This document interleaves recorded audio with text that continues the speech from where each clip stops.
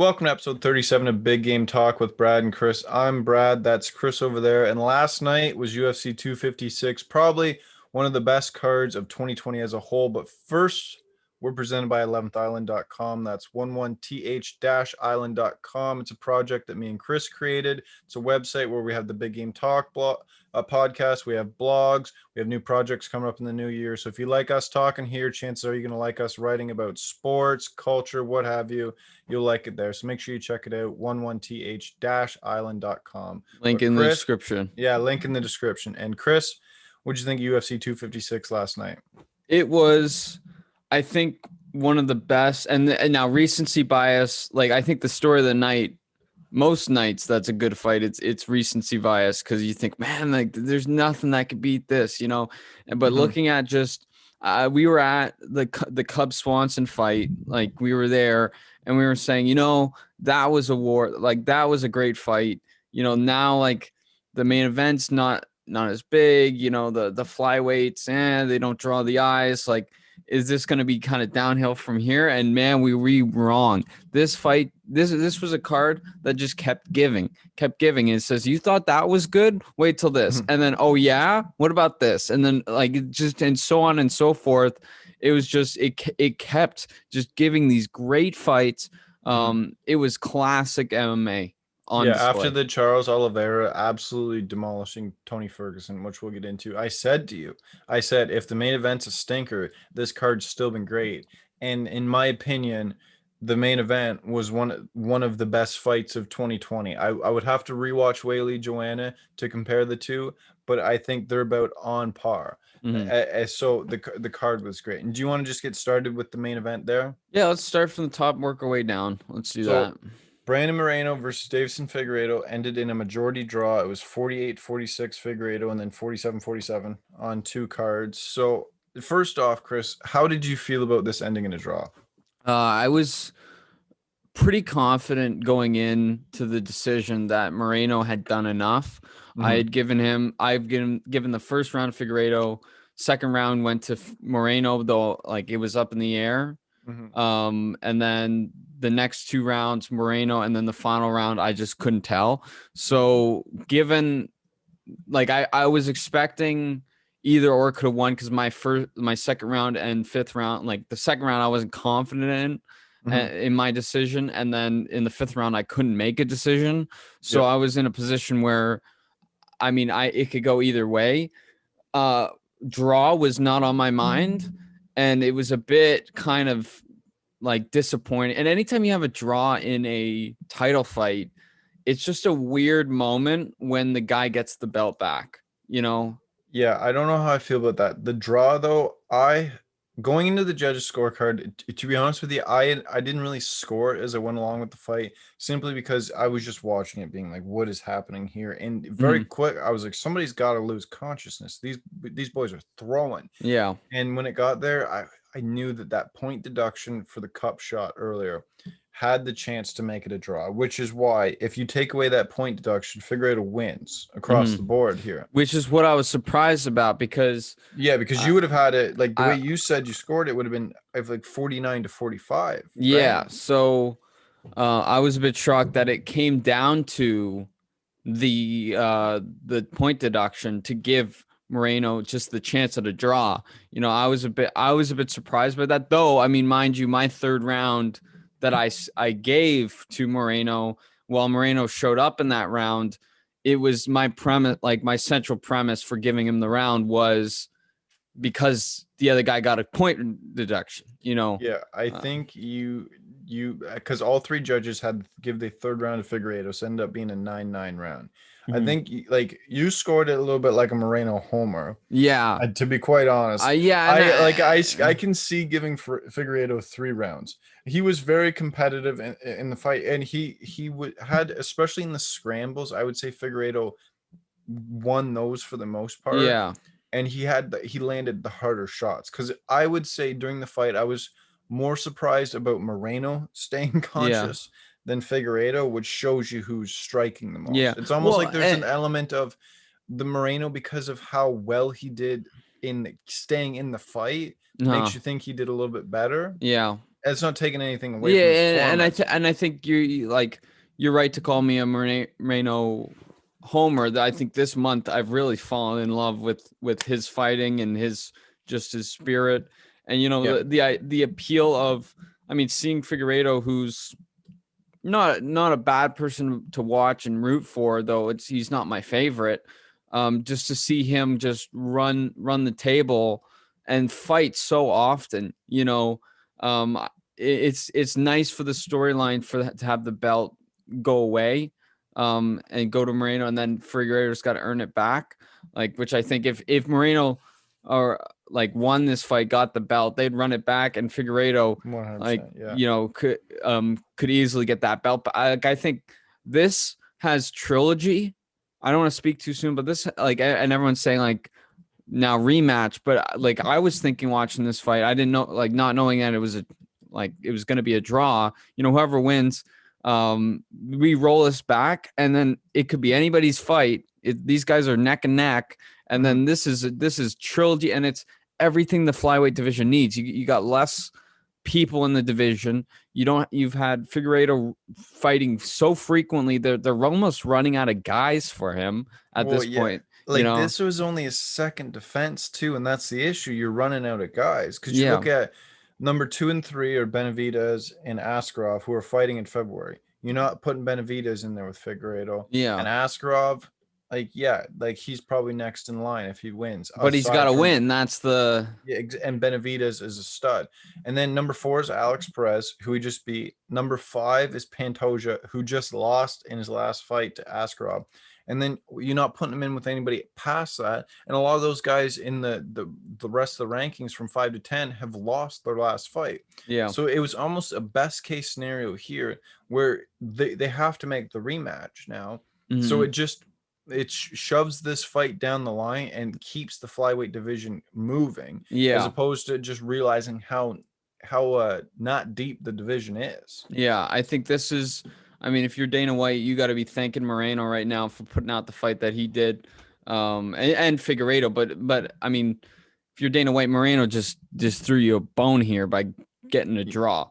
Yeah, I mean, so because I assume for all the fights, especially at least on the main card, we're gonna say who we want them to fight next. Yeah, I mean, obviously these guys are fighting each other next. Is it a pay-per-view headliner though, like this?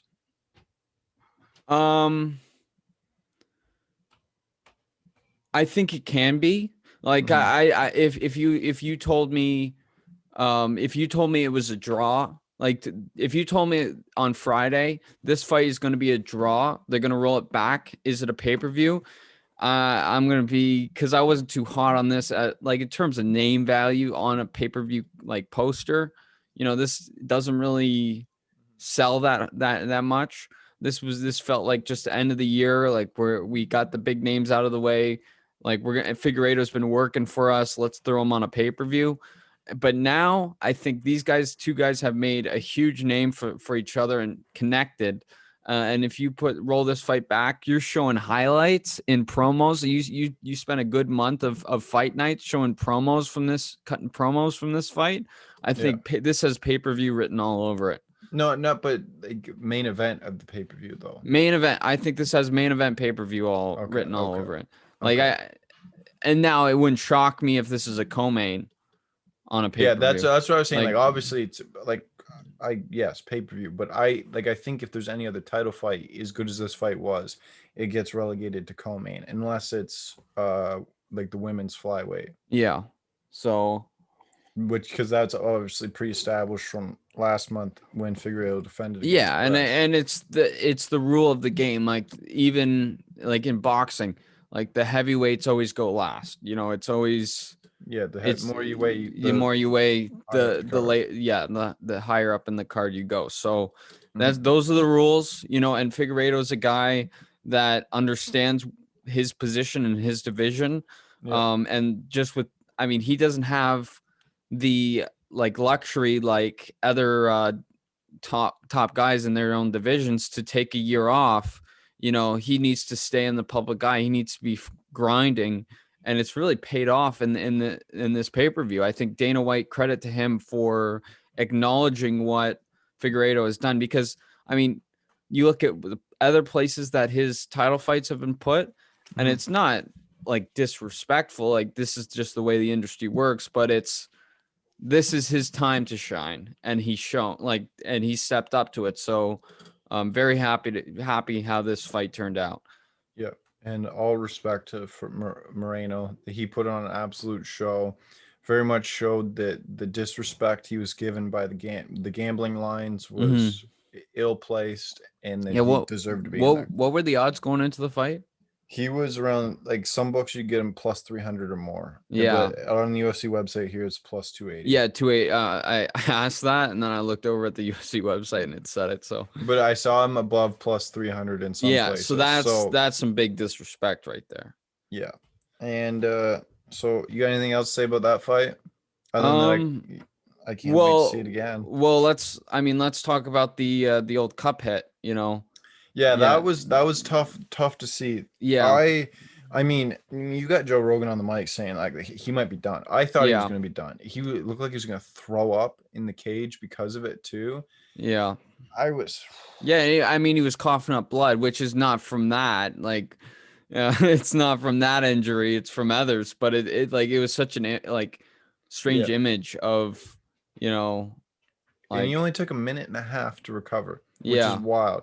Because if you hit me with that last night, I'd still be on the ground right now. Yeah, and Cormier was saying obvious, Captain Obvious saying, like, this is one where you want to take the full 5 minutes, and he was saying, you know what, let's give him 6 minutes, and I said, okay, like I'm getting comfortable in my chair, or trying to get comfortable while I'm watching. This is a comfortable image of a guy almost puking after getting his nuts smacked into tomorrow. But and then under 2 minutes, this guy's back on his feet and they're resetting the fight. I couldn't believe it.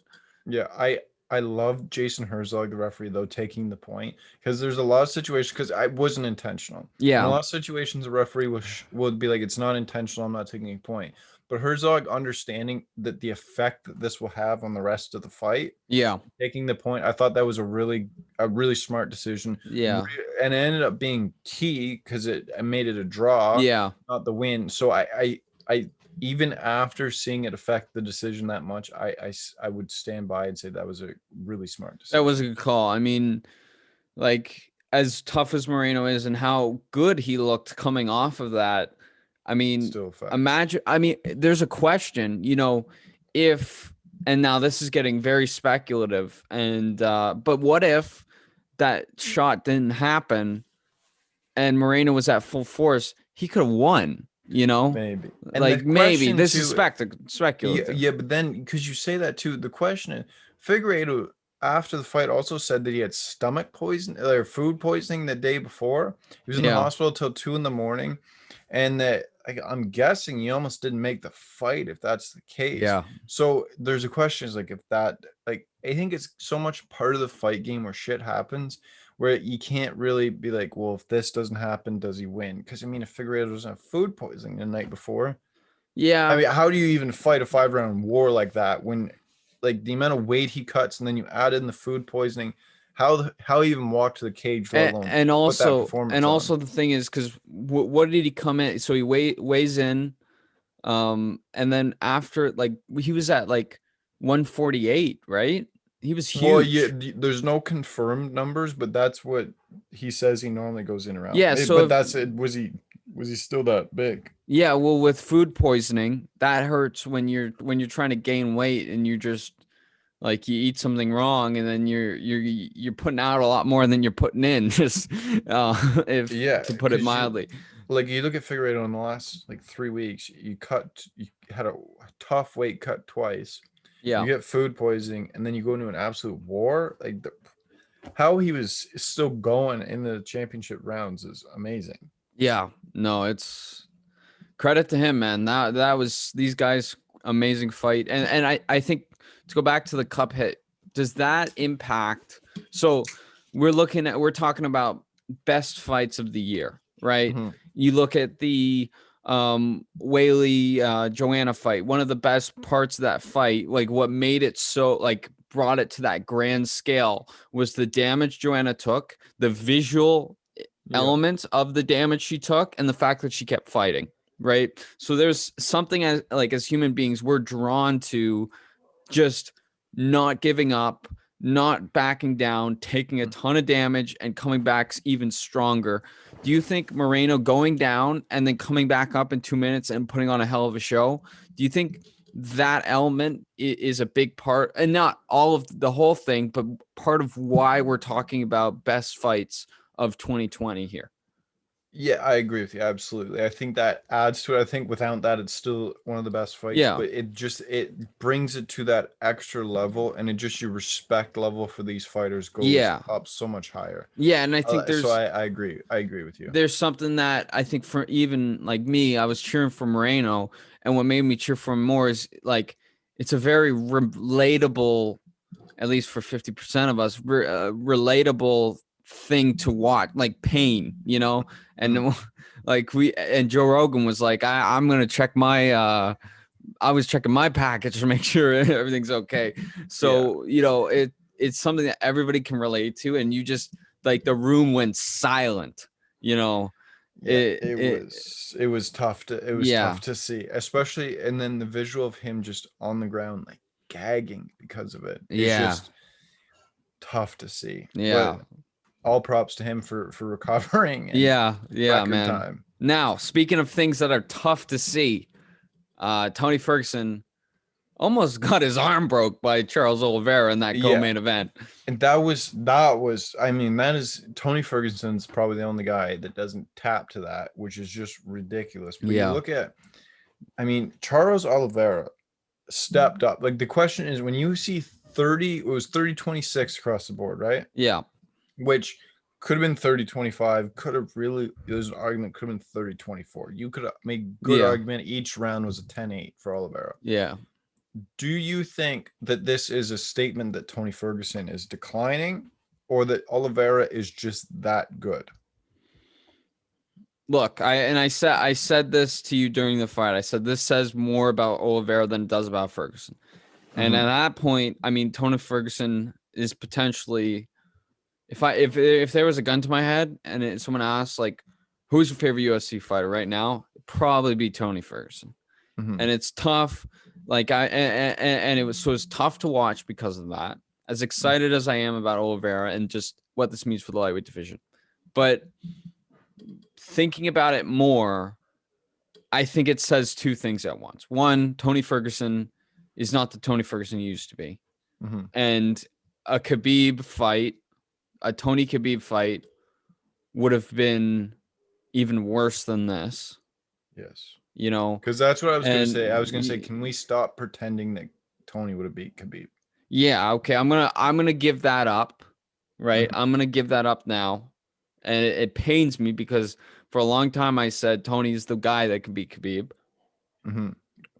and Oliveira has arrived.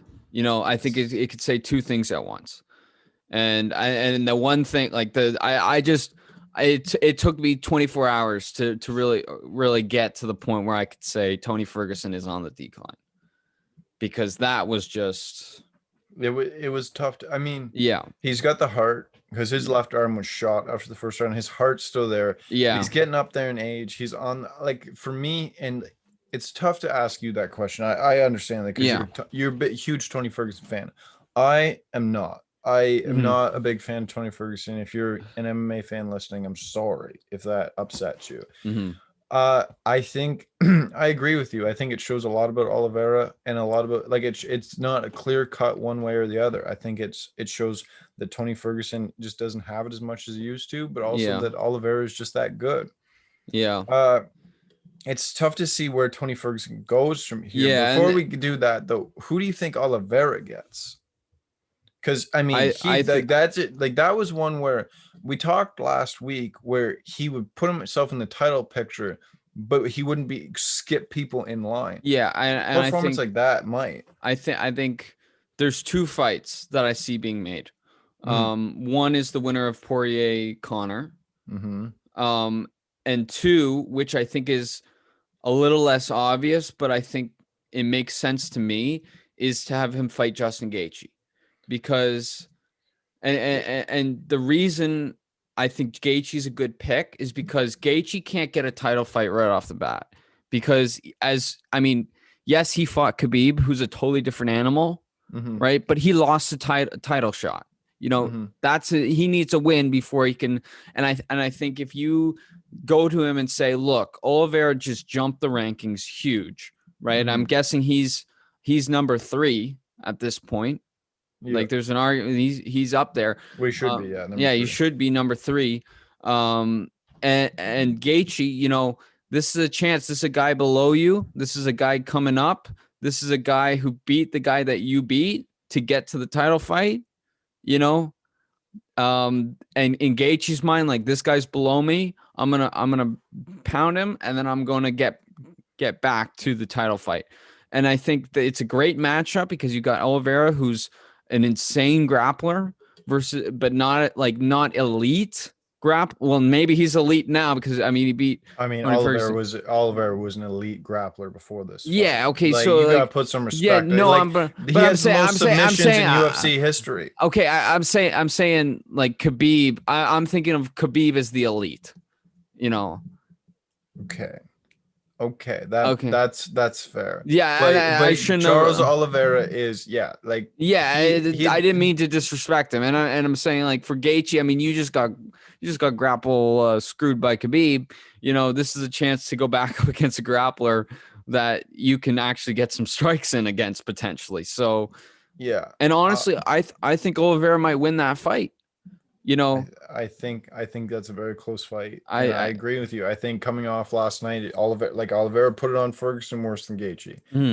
I think there's good chance that he wins that fight. I don't think they make that fight right away because I think Gaethje Chandler is going to be the fight. I think true. I forgot about Chandler. I totally forgot about that. Yeah. Yeah. I think they're going to do Gaethje Chandler and the McGregor Poirier, and then they're going to see what happens after that. And I think Oliveira, he might be shelved for a little bit, unfortunately, unless he wants to take a step back, which he won't. And that's very fair. I don't think he should. McGregor Poirier, if Poirier wins, I see that matchup happening. If McGregor wins, McGregor's not fighting Charles Oliveira. Yeah. That is just not a fight that's happening. Yeah. It's not enough name value in case he loses. That's the problem. McGregor, if he loses, has to lose to a big name. And that's a fight that he can lose. Yeah. I could see Gaethje Chandler winner, but again, it's just the lightweight division is so screwed up. Yeah, and again, like even beyond just like if Conor McGregor loses, like I think the last thing you want is a grappler against Conor right now. Correct. Yes. Like you don't. Yeah, exactly. So where do you go with Tony Ferguson though? Because he clearly he's at this point, especially in the lightweight division, so far away from a title shot that he's not getting one. Yeah. He's probably still elite, but you can't throw him back up with the top guys in the division because he just lost to 2 of them. Okay. He's gonna have to take a step back. Yeah, and this is where now coming to terms with the fact this is a guy in decline. You think about who Tony Ferguson is. Like think of the moment when Oliveira had him in that armbar and he was pulling it back and his arm was like bending this way. But like the opposite. He put it under his arm under his elbow. The torque. Yeah, and Tony Ferguson did not tap. Right? Tony Ferguson didn't tap. And he survived. And even like right now, his career is in a position where his arm is being pulled back and he can tap and get out in the top 5. Or he can keep going and survive the round and then live to fight another day. Yeah. And that's what Tony Ferguson's going to do. He's going to run this into the ground. He's never he's never going to stop until he physically can't do it, which is going to be a long time because the guy's a freak. Correct. I think Tony Ferguson is a guy now that becomes the journeyman gatekeeper. That guys can build their name off of. And that's a huge name to build off of too. Yeah, that's a huge name to build off of. I would like to see maybe Hooker is a guy you can put in. To me, for Ferguson, you almost have to give him some because Hooker Hooker might beat him. And if Yeah. Tony Ferguson on a 3-fight skid, that's tough. Yeah. See, that's the like. At the same time, like what Tony's gonna want is fights that he can lose. That's what Tony Ferguson's gonna want. It's a disrespect to Tony Ferguson to say take a number 10 and below now. Yeah. He's gonna want to stay, and Hooker's a guy that's on the rise. You don't have much to do with Hooker right now. There's a big pile up at the top. This guy Hooker's on a rise. You don't want to in waiting to put in a fight that he deserves.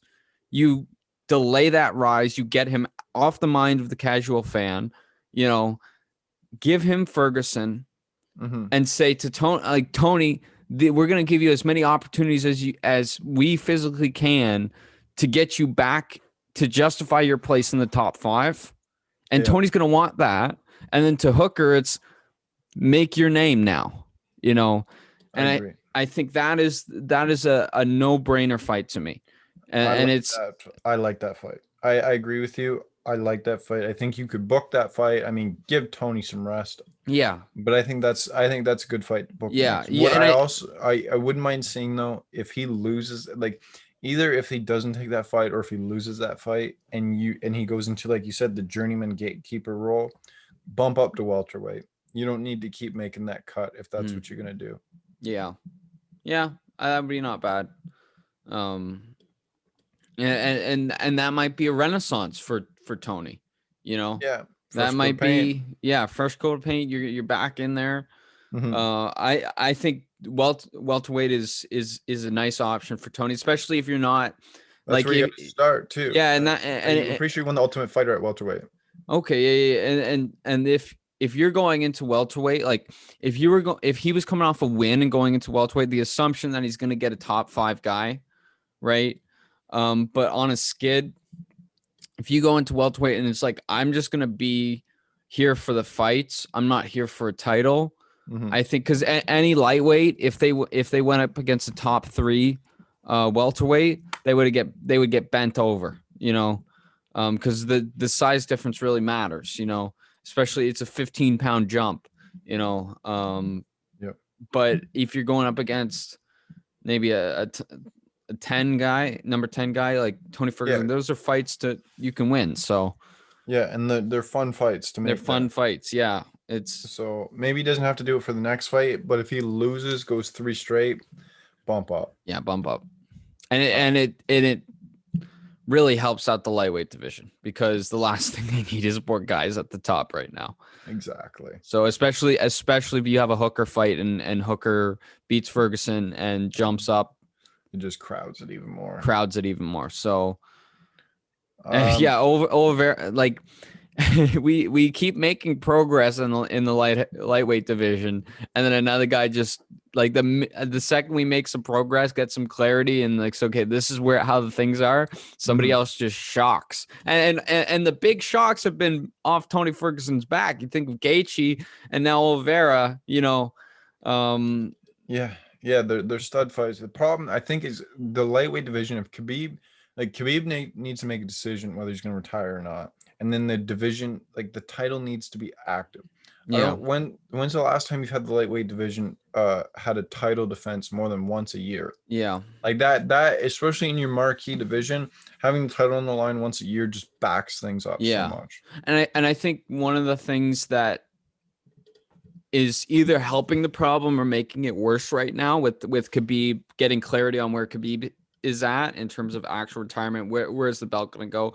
I think the ability of Dana White to put 2 lightweights together on a card and not put a title on the line still draws eyes. And a lot of that is thanks to Conor McGregor, of course. I mean, the obvious one is Conor Poirier. That doesn't need a belt. But Tony Ferguson, Charles Oliveira, that didn't need a belt. Any fight with Gaethje right now doesn't need a belt. You get the eyes without that. So I don't think there's a lot of urgency to really sort out what's going on in the lightweight division. I agree, but the guys deserve it. The guys deserve it, though. Active ones. Yeah, you're right. Like I think But I think in other divisions, this would be very bad, very, very bad. Like if this happened with Cejudo and Cejudo was like, I don't know. Like I'm going to hold on to the belt for a little bit. That would be very Well, bad. the same thing happened. He came out and said he was going to retire. The exact same thing as Khabib. And 2 months later, Khabib has his belt. And about an hour after Cejudo said that, they took it off him. Yeah, Like, exactly. stripped. Yeah. So it shows just the power of the lightweight division right now, that you do not need a belt in play. It helps, but you don't need it like other divisions need it. So sounds good. All right. So go through some of the rest of the card. Mm-hmm. Do we need to? We'll kind of give some thoughts. We're not going to go as in depth, I think, on these, right? Mackenzie Dern beat Verna Jandiroba.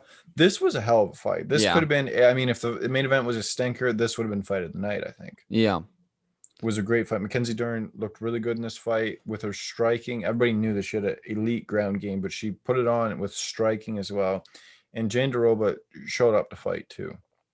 Yeah, every time I see Jandiroba fight, like I know she lost this one, but she's fun. She's a lot of fun to watch. Mm-hmm. She's a like, and Mackenzie Dern like too. Like this was just old school MMA fun. This fight it had a little bit of everything. Mackenzie Dern's gonna make a run in the strawweight division too. I think. The next one, I mean, this one we have to talk about too. Yeah. KEVIN Holland, JACARE Souza.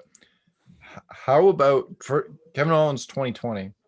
He's 5-0, beats JACARE Souza, calls out Khamzat Chimaev for next weekend, but the finish in this fight, off of his back, a looping right hook that essentially knocked JACARE Souza out, and then the panic to be, if he was somewhat conscious still, legs trapped behind him, just essentially looking right up as Holland is standing over top of you, just throwing haymakers. Yeah, I'd be tapping the air.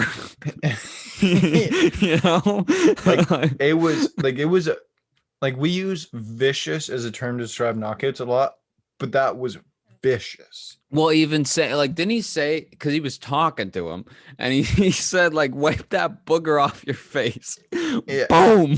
Yeah. It was, oh my god. The swagger, the power to you don't even have your feet on the ground and you're on your back and you get enough power to knock a guy out. Like to slingshot, like Cormier was talking about, he gets his leg and he just and slingshots it. And even with that, I was trying it today. I was laying down on my back and just trying to punch from that position. And I'm not like, look, like my punches will wake you up, not put you to sleep. But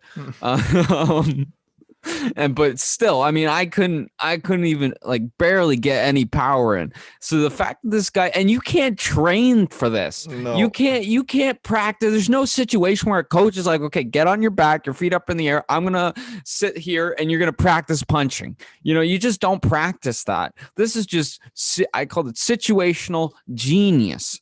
Like to know the physics of shooting your leg down, not even hitting the ground, like, and then using that to power your punch. And it's only possible because this guy is one lanky kid. He's got some long arms, And it's like that awareness and power, pure power in that punch. You either have it or you don't. Mm-hmm. And he has and he's shown it all year. And he's destined for some big things. Yeah, and especially if you're calling out Chimaev next week. That's a guy that like that fight. We're recording Sunday. I don't think that fight, like, there's no way that they get announced that like that fight happens. Just too quick of a turnaround. But it's not one where a lot of fighters will do call outs like that and they're just doing it for clout.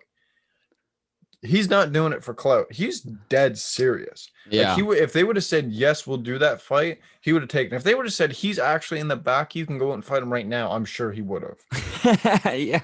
So they just got Chimaev at every MMA event just in case, Mm-hmm. And the fact, I mean, it really, the sincerity of that call out like shows in when he said, I'm driving back home to California tonight. I'll get back in the car tomorrow morning, drive right back here if I have to, So he's thought it, like the logistics of it are in his mind, Yeah. like it's all planned. Like he's got his game plan to get back for fight week.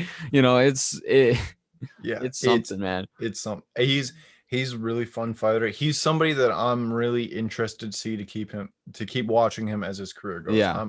He's a fun fighter. And another thing too, and we're our plan for this podcast, like it's gonna go long, but yeah, we were gonna keep this under an hour. We're not keeping this under an hour. This honestly could be, if we wanted it to be, this could be one of our longest podcasts with how much we have to talk about. Yeah. But anyways, and then if that is the case, we're gonna have to pause at some point. Yes. Oh, okay. You gotta.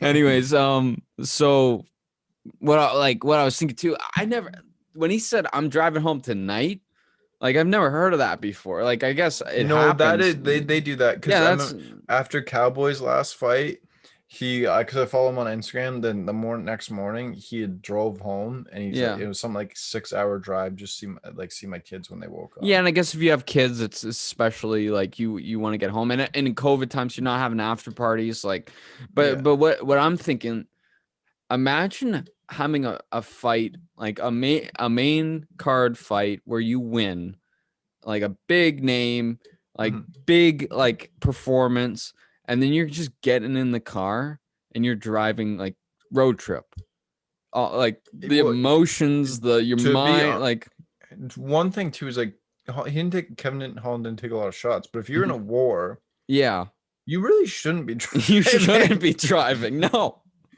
No, you should like your brain is like you'd be going down the road, just like go right out. Yeah. I mean, imagine JACARE SOUZA driving. Yeah, he wouldn't be making it very far. No, he wouldn't, man. Because JACARE, like he was sitting on the bench or on the stool and he was passing out. And after, like, it's just the beating he took.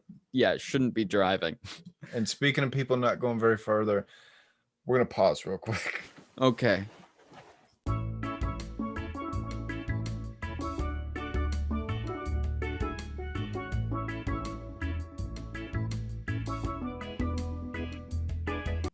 And we're back. That's poor planning on my part. Make sure you relieve your bladder before you start the podcast. But the next fight, Ciryl Gane versus Junior Dos Santos. Now, I'm lobbing this one up to you after last week's comment. Yeah, and I said Ciryl Gane is a man that doesn't mess around. And what did he do? Well, I don't know exactly what he did, but he didn't mess around in that fight. So I was right. Brad called me out, said like, yo, you don't even know this guy, and you're saying that, you're pulling that out of your butt. And turns out what I pull on my butt, usually right. So this guy, because I mean, Ciryl Gane in there, like for some reason, he's only 7-0. That's not a lot of fights on his professional record, and he looked good. Junior Dos Santos definitely on his way out, but Ciryl Gane looked good in this fight. He looked really powerful. The ending sequence, like there was a lot of not controversy, but question whether it hit the back of the head. I think it hit the bridge of the neck and his ear. So I don't think I think it was a little bit higher than that. I think it was I saw it and I didn't like it at first glance in like real time, didn't think anything of it. Showing the replay, that was questionable. I was the opposite. I went live. I was like, "Well, that's back of the head." Yeah. And then seeing the replay, I think it kind of hit him. If you're watching audio, this is tough. I'll kind of talk about on YouTube. It hit kind of like here, like at the bottom bridge of the neck, by the looks of it. And I think like the top of the head, you can't hit above here, right? And if it hits here-ish, you're good. Yeah. So yeah, do you know what this is giving me flashbacks to? What? It was like I was in an English exam that was multiple choice. It was about this like content of this book, and this guy got stabbed in like the back of the neck or whatever, and it was like, where did this guy get stabbed? And it had like the small of the back, like it had like the medical term for like each portion of, and I was trying to think like I think the book just said in the back of the head, like, and it's just like the small of his ear, like all this stuff, and I was trying to figure it out, and I ended up getting the question wrong. So this whole conversation is giving me flashbacks to is that. that the type of question you actually get in English exams? Sometimes the content ones are Oh my cheap, good. are Oh real my, cheap. Like that anything, is stupid. most stuff is interpretive. So like, what does this symbolize? What does this mean? That stuff is easy. But like when it comes down to like making sure you read the book, they get real cheap. They get Yeah, real that cheap with it. another day of talking to you about your course, another day that I'm happy I chose accounting. Yeah. Yeah, it's Uh, tough out there, but the no, controversy. Sorry, what were you gonna say? no, like, but honestly, like, it's way easier than accounting. Let's be real. Oh, it depends on the day. Yeah, it depends on the day, I guess, but The um, controversy from the fight, though, it kind of takes away from how good Gain was. Like he looks, I think he's going to take a big step up here. He's number 14th ranked, I want to say too. mhm.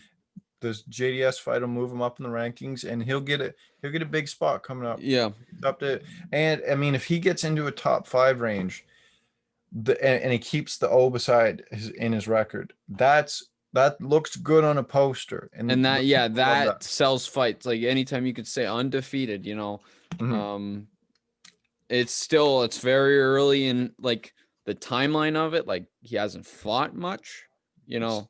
Still, Yeah, but I mean, still, it's still it's there. no joke. So Yeah. guy doesn't mess around. All right. And now for the prelims, we'll go through the prelims. And normally I would say let's fly through the prelims, but there was some big fights on these Yeah, prelims. I mean, good fights. So Cub Swanson beat Daniel Pineda.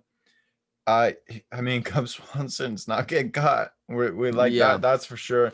And he I was, mean, I mean, the emotion coming out, he was crying after that fight, yeah. when he was being talked to by Joe Rogan. So you could tell, I mean, the pressure, like, we're not the only ones that realized that with Romero getting cut and then 60 guys allegedly being cut very soon. Mhm. Cub Swanson was in our conversation about that last week, and that's got to be on his mind, Yeah, So because this, he was 1-4 in his last 5, but mhm, now I mean, he's actually won 2 in a row here. yeah. So is it almost like, is he now gonna like step up in the rankings, get a ranked guy up higher? Yeah, and this, I mean, he was coming in slight underdog, Hmm. you know, in a big spot. I mean, main event of the prelims, no joke. Like that is the a money spot. That is, I mean, showing a lot of confidence in Pineda and Swanson. For Dana White to put them there because that's the fight that sells the pay per view. Like the last of the pay per view sales are sold on that last fight. So um, And if you I hadn't th- bought it to that point and you watch Swanson put him out like that, you're buying the pay per view. you're That was buying the pay per view. So Dana White knows what Club Swanson just did for the brand, mhm. and I think that and that all is on Club Swanson's mind. I'm going to do well by the brand and live to fight another day. And he did that, and you could see just in his face, he was crying, like the relief, the joy. Mhm. All this pressure. Just I mean, fighting alone, going through a camp alone, going up against especially when you're the dog, pressure enough. You add in job security around coming Christmas off and time, coming off COVID, ACL surgery. coming off ACL surgery, like Christmas time, COVID's just a bad situation for everybody. Everything was going into this fight, and he left it all out in the octagon. I can't be more happy for Cub Swanson right now. Yeah, I love Cub Swanson. Like I said last week, he's one of my favorite fighters. Like in the top 5 for my favorite fighters. Honestly, might be number 3. And number 3, that's behind GSP and Cowboy. I'm so happy for him here, and I honestly hope with the 2 fight win streak here, I hope he gets a big step up, and he can kind of like I think it's a long shot for him to get back to a title picture, but just one last run would be really nice to see. Yeah, I think Cub Swanson is gearing up for that. Like, Hmm. I think Cub Swanson went out and put out a couple statements now in the last 2 fights. So Yep. And then the next fight was Renato Moicano versus Rafael Fiziev. Fiziev very quickly in his 2 fight UFC career, beating Moicano here with a pretty brutal knockout. It was very, and maybe a little early, but I mean, you let that go 5 more seconds. Moicano was just taking extra damage he didn't need to. His Yeah. last fight against Diakasi, which he put on a great performance. Physique is for real. Uh-huh. Yeah. What do you think about that? Yeah, I think it was a good fight. Round one knockout. Like I think I didn't think it was too early at all. Like that call. I Yeah. think anytime, like it's really, there's an art. It's not a science. It's an art ending Mhm. fights. And you always have to remember that anytime we call fight early, when it's really over, you just add legitimacy to the sport. You know, And you're saving like you're saving. Moicano was about to be like, I think it was early. I do. But in saying that, I agree with you. He was about to be finished. Legitimize the sport a little bit more and save the damage. You don't need that extra Yeah. damage, especially for Moicano. He's young. Still got a Yeah. long career ahead of him. You don't need those extra punches. Yeah. Yeah, and we'll get to that later. Talking about living to fight another day. Um, in the first fight in the prelims, but Oh, don't want to get okay. ahead of myself. Okay. I didn't know where No, you were going there, but yeah, yeah, now I know. I know. Sorry, I that was was like, did I miss that in the notes before? yeah, But no, that was I was a bit on the nose there, I think, but the next fight, Gavin Tucker, the Canadian kid versus Billy Quarantillo. Gavin Tucker, he like Billy Quarantillo's no joke. He's a yeah, very good fighter. Gavin Tucker looked elite in this fight. hmm, He was just all of his like just the slipping of the punches, just the accuracy of the jabs and everything. The grappling, he looked elite in yeah. this. And it looks like, I'm not saying like jump the rankings, but he's going to take another step up, and he's looking like a really good fighter. So what you're saying is jump the rankings. No, yeah, no, I don't know who you match him up with Yeah, next, but it's like he's one or two away from being in the rankings. Like he yeah. looked really good in this, and especially because Guantello is no joke too. Hmm. Like he's a really good fighter Could you with some even good wins. say he doesn't mess around? Yeah, you could say that, and I mean, especially too being a Canadian kid, I love it when the Canadian Yeah. people win. And this fight had it all, and a lot of, I think one of the things that made this card so good is more often than not, the fights were an eclectic blend of grappling and striking, and often it was just quick to switch one back and forth, and you had a lot, like the full range of what MMA can offer was on display in a lot of these fights. And really what got that vibe going was the Tucker Quarantillo fight. Really just fun, lots of fun. And these guys are both, I mean, from their names to their just styles to the way they go into the octagon and perform, classic MMA. Really fun fight. Yep, I agree, And, and especially starting out the prelims too. yeah, Great way to start it off. well, not the Well, the first yeah, fight on the prelims, it was Tisha yeah, Torres versus Sam Hughes. So you have Sam Hughes coming into this on, I believe, a week-ish notice. This mhm, is supposed to be Angela Hill. yeah. So big underdog, and you want to talk about, so you take it away here. Yeah, so Sam Hughes was taking a beating in that first round. I mean, Torres was really coming off strong. I mean, huge favorite, and it showed.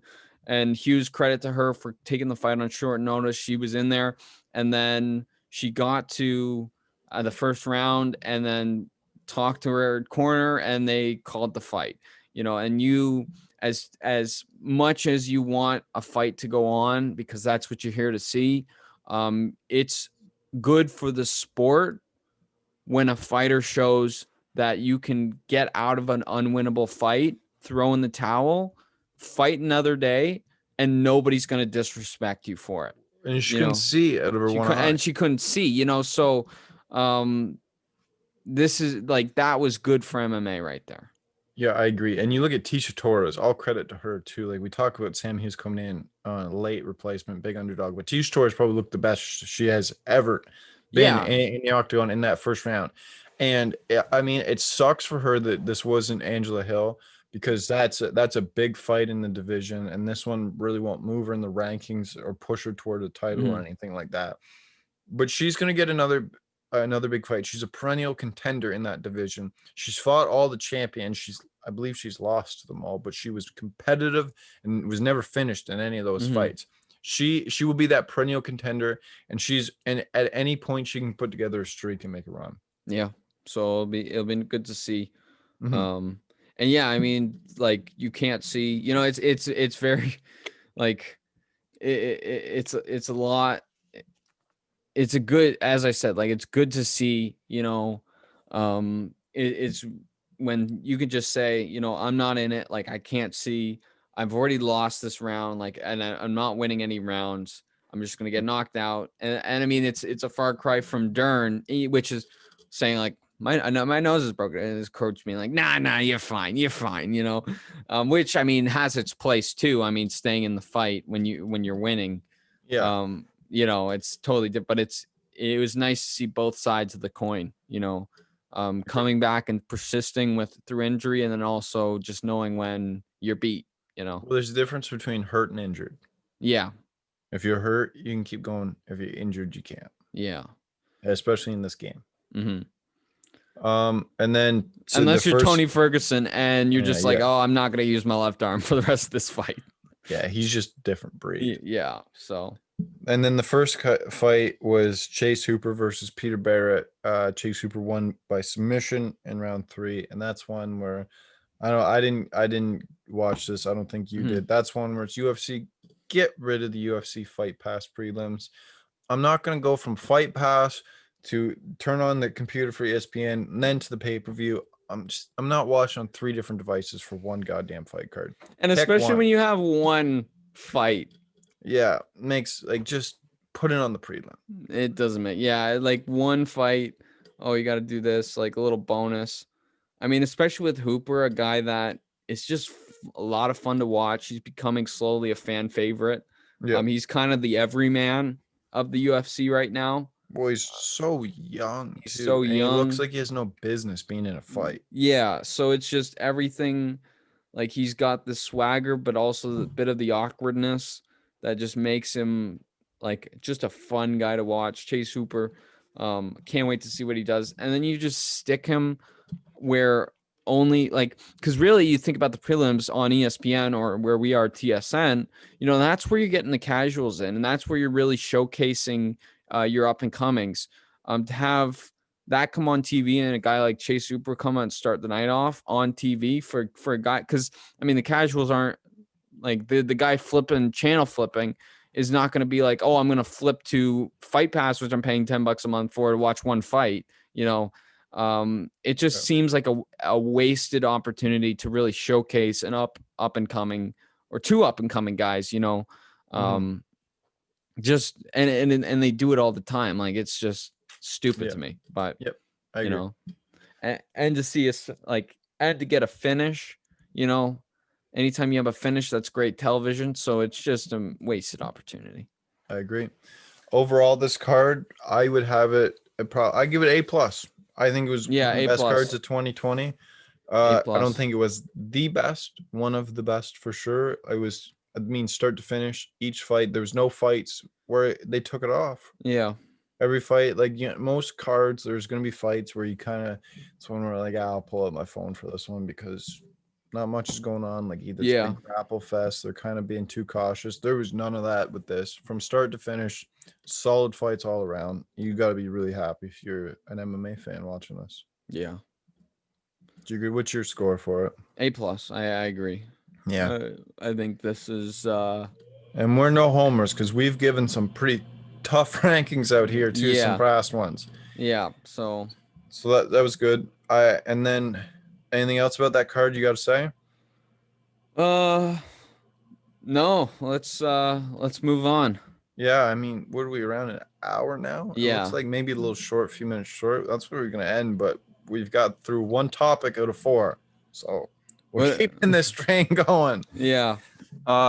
Anthony Joshua, I mean, that's going to be our longest discussion. But Anthony Joshua defeating Kubrat Pulev in boxing. Now, to be fair, we are not the biggest boxing fans in the world. We're like many people our age. We gravitated towards MMA instead of boxing. Boxing is kind of that dying breed, that dying sport with some of the older fans. That fight was very entertaining. It was very Yeah. fun to watch. The timing of it too, being before MMA, sometimes, and I mean that because it was in Britain, so Hmm. because of the time difference. But a lot of times they'll have these fights come on after UFC, and like I'm not interested in seeing those fights. You know what I mean? When Yeah. it's I've already watched a full card. Very entertaining, back and forth affair. Anthony Joshua, I mean, he knocked down Pulev, I think, twice in round 3, and then twice in round 9, including the finish, which just a beautiful, just 1-2 combo. Hmm. Great fight. How did you enjoy the boxing experience, and even to just the undercard, because we watched a lot of that together too. Yeah, and I think the stakes were high, for this beyond just what's happening in the ring. Outside of the ring, Dazn, as you've been on this story through blogs and just through your own interest, really catch me up to the fact that Dazn is in dire straits. They can't compete with something they created, which is the Jake Paul, Logan Paul new world of boxing, which started on Well, or and not not only that too, I think it's just they mismanaged things too. mismanaged things. And I think outside of the ring, the writing was on the wall. Like they would have the commentary was mediocre. The panel was, they knew their stuff, but they didn't have the swagger, they didn't have the energy, they didn't have the cool factor that really boxing needs. They the time between fights was long, which is normal to boxing, but they kept having weird shots, like they would cut to weird things, like that. It was just, oh, like I pressed a button on the switch button, but then I'm gonna leave it there. Just it was like everything seemed to be duct taped together at Dazn, which is like hard to see. And then everything was just like the spectacle of it was a lot of effort got put into that, and it was very forced. But the fights themselves really shone through. There was some good knockouts. There was some good wars that were going on. It was nice after watching. I mean, the last boxing event I watched was the Tyson Roy Jones Jr. with Jake Paul, Nate Robinson. It was nice to see people in their prime that know what they're doing. It's Yep. it's a like it's really apparent. It becomes apparent. Like if you've never watched boxing before and you watch Jake Paul fight Nate Robinson, you think, okay, like these guys are boxers, and then you watch some real boxers, and it's Yep. just like, wow, okay, that's what this is. It's You know, night and day. it's night and day. And that really, when Dazn is able to put out the product, like the good always rises to the top, and that the good is the fights themselves. Everything else, they're just completely lost and don't know what they're doing. Yeah. um Especially too with the card. Anthony Joshua is one of the biggest names in boxing right now.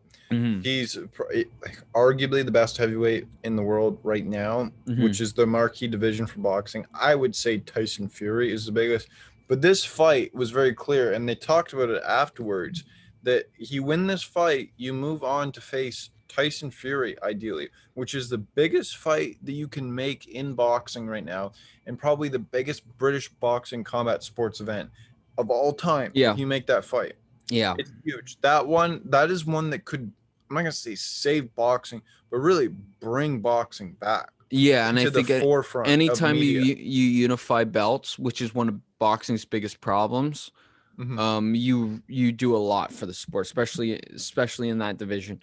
Yeah, because you have And Anthony Joshua. He's the WBA, WBO, IBF, and IBO champion, and you have Tyson Fury, who's the WBC champion, but the lineal heavyweight, which is kind of, it's not an official title, but he beat the lineal heavyweight champion that goes back for years. So mhm, I mean, to be able to put all that on the line, yeah, two Brits too. two Brits, and to speak to the British element, I mean, we've had events with fans in attendance already. Slowly, like the NFL has really rolled the dice on it and beyond. Um, and to have 1,000 people into that in that arena, um, British crowd, everybody's on Joshua's side. That was the first time I think because the first few times I watched an NFL game with fans in attendance, you hear the crowd and it's not the canned cheering, and you're like, wow, okay, that's what that's what that used to feel like, Yeah. And then now it's just with a real home crowd behind Anthony Joshua, and when he was giving his interview at the end and playing to the crowd, it was, whether it's safe or not to have 1,000 people, I don't know. I can't comment on that. Well, the But way they were looking in the crowd, it probably could have been, but they made it not safe. yeah, so um that just it felt good. It felt like things were returning back to normal, and I think that's something that people are really starved for. And Yeah. if boxing has that to offer, Yeah. that is a huge. And even seeing Mayweather come in, and say like, oh, Mayweather has arrived, and Yeah. I think they were wise not to bring up Logan Paul, Yes. because like I was like, do you even bring it up? Like, and I was glad they didn't. And they even had the chance to with Mayweather walking in, and they didn't, which was perfect. Because the real fans that you want to get don't give a rat's ass about Yeah. Logan Paul. But Mayweather coming in to see a celebrity, and a boxing celebrity in this case, like come in and you see them, like when you're at like watching a sporting event and you see like they cut to the camera to all the celebrities and they see they're on the big screen and wave or whatever. That's like something I like. It's been so long since you've had an experience like that, Yeah. and this was like the start of just going back to normal, which is whether it was done safely or not, again, I can't say, but it was nice to have, It and was I nice think to have. that is helps boxing, like to have, if boxing is on the out, and boxing as we know it is fading, to have an event where there's nobody in attendance and it's at some apex, and you having all the flashing lights, the fireworks and whatever, the indoor fireworks, the big screen showing Anthony Joshua and him walking out, taking his time. It just looks silly, and it just goes to show, like, and of course it's outside your control, but it makes your event look like it's happening in a ghost town, which is symbolic for the greater state of boxing, but to have people in Yeah. the stands going nuts, British flags, everybody's on one team when it comes to cheering for Anthony Joshua, really helped boxing, and it helps the zone. Yeah, like I said, like I blogged about. I think this is one of the biggest weeks in boxing in recent history, and it started off with a bang. Like that's about as perfect of way to start off the week as you could. Do you want Yeah. to, before we get into the UFC Fight Night preview, you want to just quickly touch on the boxing? Like what's happening? Yeah, Yeah, of on course. for Yeah, Friday. let's do that. Let's do that. So we don't need to get deep into it, but on Friday night, Triple G, I'm going to butcher his name. I've heard it 1,000 times. I still butcher it. Gennady Golovkin is fighting a guy. I can't remember his name for the life of me. This is just here you go, Triple G. Get this win. Please do it in brutal fashion so we can set you up with Canelo afterwards. That's all that is. Still, I mean, Triple G gets in the ring, you got to watch. Saturday, though, Canelo Alvarez, in many people's opinions, the number one pound for pound boxer in the world right now, versus Callum Smith, who young stud for, I believe it's a WBC and WBO belts, super middleweight belts, and that is going to be a great fight. I believe that'll be a great fight. Anytime Canelo gets in, you have to watch. Especially he's been out of the ring for quite a while. He had a real dust up with Golden Boy Promotions, who were representing him, and now don't. He left that brand. The DAZN deal that he signed is really kind of like the fact that he's still fighting with DAZN, because I believe he brought legal action against them. So the fact that he's still with them is probably not for much longer. So when he steps in, especially against good competition, and it's not a gimme fight, you got to tune in, and that's going to be a hell of a fight. Yeah. Yeah, and you know much more about boxing than I do, because like I think my analysis would center on that guy doesn't mess around. So that I think that we'll tune in to watch it, because what the nice thing is too, this little segue here, I believe that fight's going to be at night, like 10. UFC Fight Night main card starts at 7 Saturday. That's gonna be nice. That's gonna be so That's nice. so nice. Yeah. So let's get into this this fight night. Top to bottom, bottom to top. Let's go. People are in for the ride. Let's go bottom to top, end on a high note, and then take it home. So quickly through the prelims. Have you got it up there? We both got it up, right? Yeah. Is okay. Prelims. Okay, so Rick Glenn versus Carlton Minus. No thoughts on that. Tayfon Nchuiki versus Jamie Pickett. No thoughts on that. Ayman Zahabi versus Draco Rodriguez. I think that's Faraz Zahabi's brother. So that's pretty cool. Yeah, we shouldn't have done the prelims. Yeah, I'm looking at that now. But there was the top. Yeah. Duran Win coming out of AKA DC's good friend versus Antonio Arroyo. Good fight. Yeah, Win is a fun guy. Like, yeah, I'm looking at these prelims here. Like, yeah, we don't have much to talk, but you know what? Jara Eubanks, Pani Kinzad, good fight. Bilal Muhammad, Diego Lima, Douglas Lima's shittier fighter brother. Bilal Muhammad with a big opportunity for Lima. Yeah, Muhammad's a really good fighter though. I think he takes that. But the main event, the main event. This is like got pay-per-view qualities to it. Yeah. So Anthony Pettis versus Alex Morono at welterweight. Now Anthony Pettis is taking a step back here facing Morono, and he's going back up to welterweight because he was kind of rotating back and forth, lightweight, welterweight. I like him staying at welterweight. I honestly like the step back too. Yeah, because get your feet wet in the welterweight division. I agree. I think that is a good fight for Pettis to take, and Morono, like huge opportunity, But I think Pettis is the clear winner here. I agree. I think Pettis needs to win here because if he loses, it does not bode well for his career. He really becomes kind of a journeyman from here on out. Then the next fight, Marcin Tybura versus Greg Hardy, and I mean, we just have to keep watching Greg Hardy fight. I hate him so much. Yeah.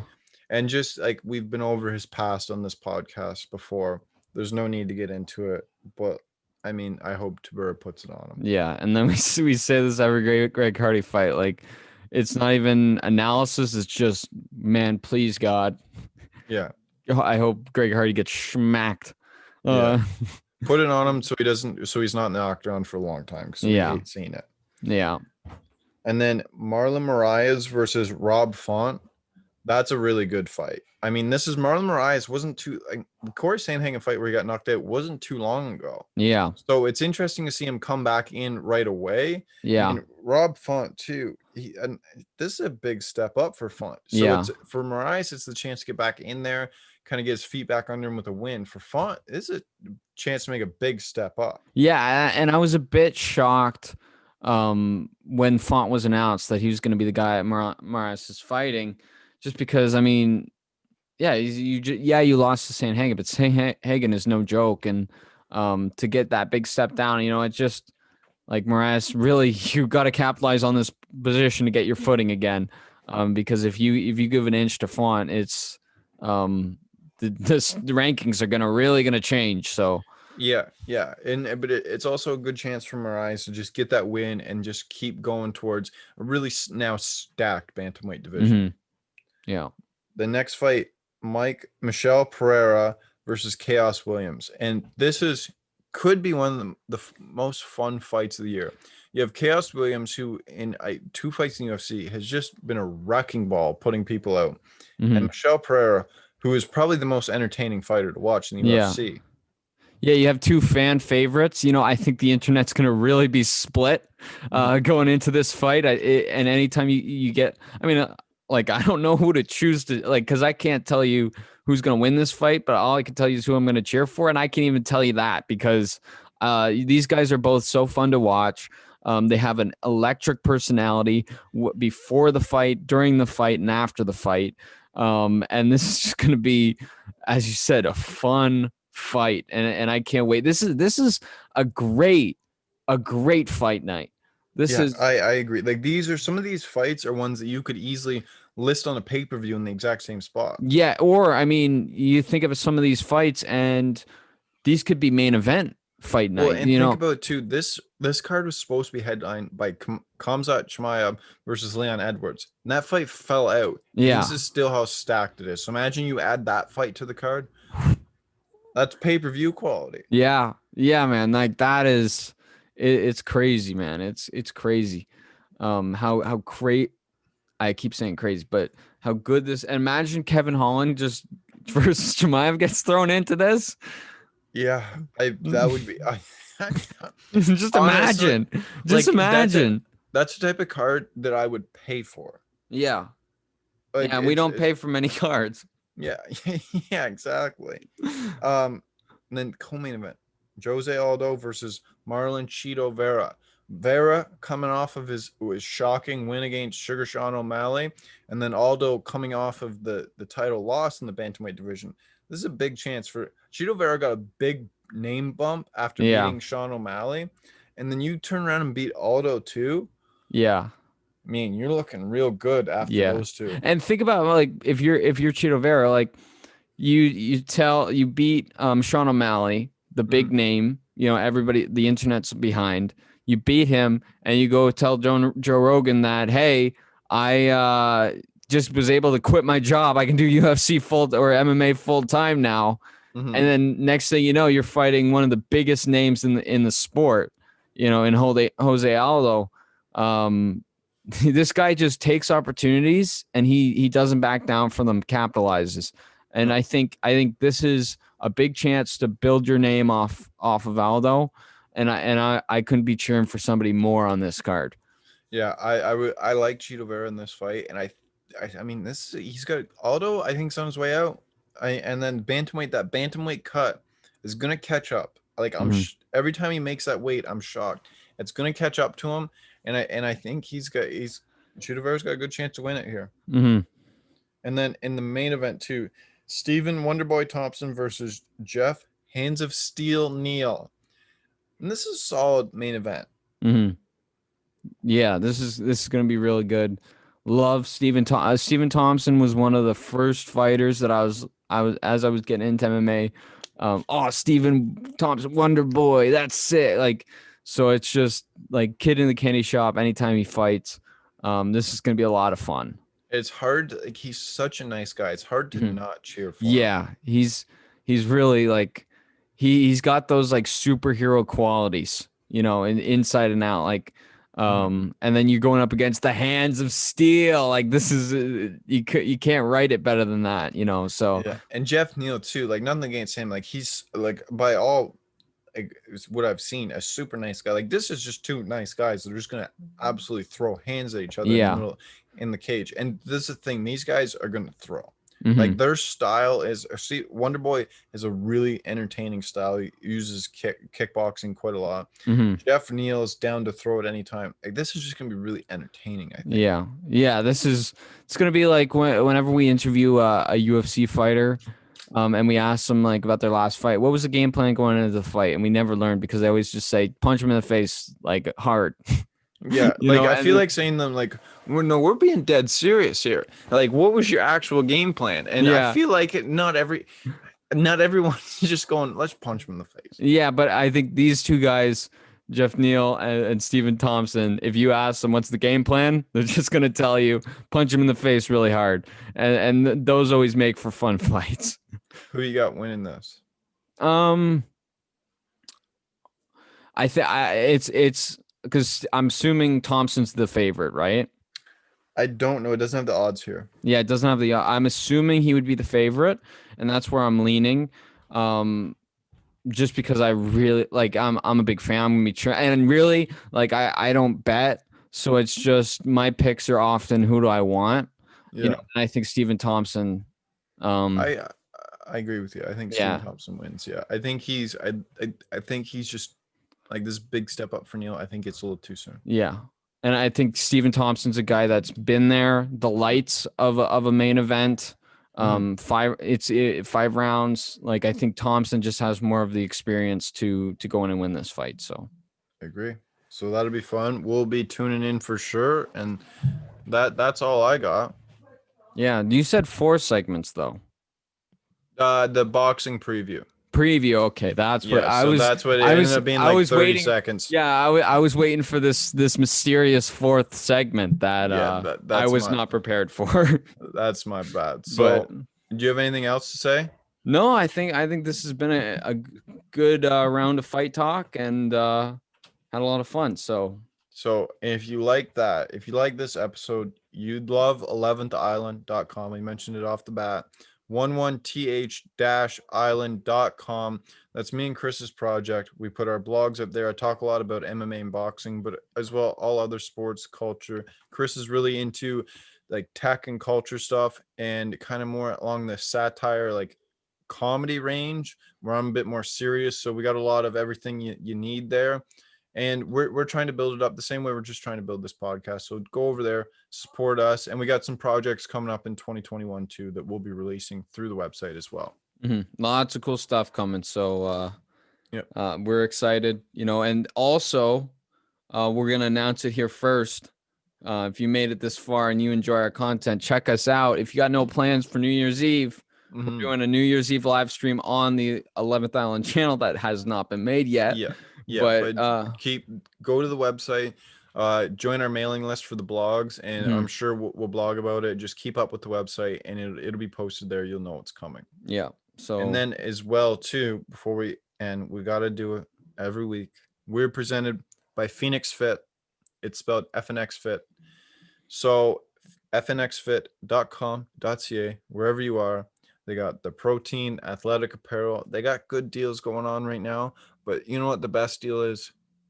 15% off any purchase. Not your first purchase, any purchase. That's BGT15 for the promo code. You get any protein you need, all your athletic wear. Buy Christmas gifts for people. It's going to be the 14th when we post this. It'll be in time, hopefully. Yeah, and also, I mean, think about it too. Like, if you know somebody that, if you want to get a gift for somebody that they'll actually use if they work out, protein powder, it's an unconventional gift, but it is like a fantastic. If they're gonna buy protein powder anyways, you might as well get them. Get the first 3 months of the year if they're trying to get into working out. They have protein powder for the first little start 2021 off, right? By getting your friends some protein powder, or for yourself, promo code BG15. Yeah. And that lets you know that we sent you, and it helps out the show. So thank you so much. And with all that said, we'll see you next week. Make sure to follow us on Instagram, Big Game Talk, Twitter, Big Game Talk, or send us an email, biggametalk